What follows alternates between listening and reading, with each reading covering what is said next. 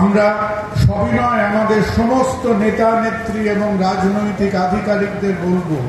যখনই জনসভা করবেন, আপনাদের এই এলাকার অনেক যেমন মাইতি বাবু আছেন, এনারা আছেন,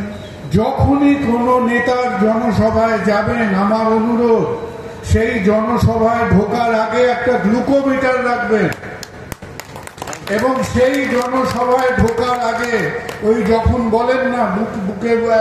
যে আমরা বলি আজ আমার জনসভায় 5,000 লোক হয়েছিল, খুব ভালো কথা, সেই 5,000 সুগার টেস্ট করতে পারলে তার মধ্যে থেকে 1,000 আনডায়াগনোজ ডায়াবেটিক ডায়াগনোজ করতে পারতেন এবং সেই জনসভার জন্য, আপনার জনসভার জন্য 30টা পরিবার মাতৃহারা পিতৃহারা হতো না, তারা বেঁচে থাকতে পারত।